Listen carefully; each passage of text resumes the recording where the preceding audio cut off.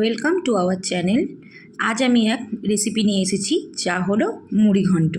আমি একটা প্লেটে নিয়ে নিয়েছি গোবিন্দভোগ চাল, কিছু কিউব করে কাটা আলু, গোটা গরম মশলা, গুঁড়ো গরম মশলা, আদা, গোটা জিরে, টমেটো আর মাছের মাথাটা আমি আগে থেকে ভেজে নিয়েছি। এবার গ্যাস অন করে কড়াই গরম করে তাতে দিয়ে দিলাম তেল। তেলটা গরম হয়ে এলে তাতে দেব গোটা গরম মশলা। গোটা গরম মশলার মধ্যে আমি দিয়েছি এলাচ, দারচিনি, শুকনো লঙ্কা, তেজপাতা, শাহি জিরে।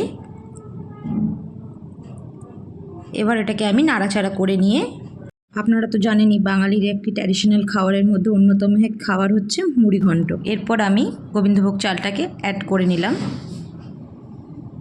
এটাকে একটু নাড়াচাড়া করে, কিছুক্ষণ নাড়াচাড়া করে যেই দেখব ভাজা হয়ে এসছে, তা এটাকে আমি অন্য একটা বাটির মধ্যে ঢেলে নিলাম। এরপর একটা মিক্সিং জারে আমি আদা, জিরে, টমেটোটা পেস্ট করে নিলাম। আমার পেস্টটা রেডি হয়ে গেছে। এরপর আমি কড়াই গরম করে তাতে দিলাম আলুটাকে। এরপর আমি কিছুক্ষণ নাড়াচাড়া করব।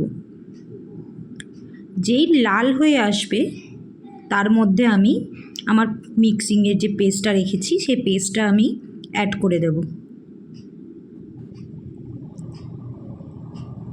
তারপর দেব নুন পরিমাণ মতো, হলুদ। আপনারা নুন আর মিষ্টিটা আপনাদের স্বাদ অনুযায়ী পরিমাণ মতো আপনারা অ্যাড করে নেবেন। তাতে দিলাম কাশ্মীরি লঙ্কার গুঁড়ো, সামান্য পরিমাণ চিনি। কাশ্মীরি লঙ্কার গুঁড়োটা দিলাম, তাতে কালারটা ভালো আসে। তারপরে কিছুক্ষণ নাড়াচাড়া করে যে তেল বেরিয়ে আসবে, তারপরে অ্যাড করে দেব ভেজে রাখা গোবিন্দভোগ চাল। তারপরে তাকে কিছুক্ষণ নাড়াচাড়া করব। নাড়াচাড়া করার পর আমি সামান্য জল দিয়ে কিছুক্ষণের জন্য ঢেকে রাখবো। আমার ইউটিউব চ্যানেলে একদমই নতুন, আপনারা যদি আমাকে উৎসাহিত করেন তাহলে আমার আনন্দের সহিত আপনাদের কাছে নতুন নতুন রেসিপি পরিবেশন করতে পারি। দেখুন, ঢেকে রাখার পর আমি আবার আসছি। এসে দেখলাম জলটা একটু টানা টানা হয়ে এসেছে। তাতে একটু নাড়াচাড়া করে সামান্য পরিমাণ আর একটু জল দিলাম। জল দিয়ে আবার একটু নাড়াচাড়া করে মাছের মাথাটা দিয়ে দেব।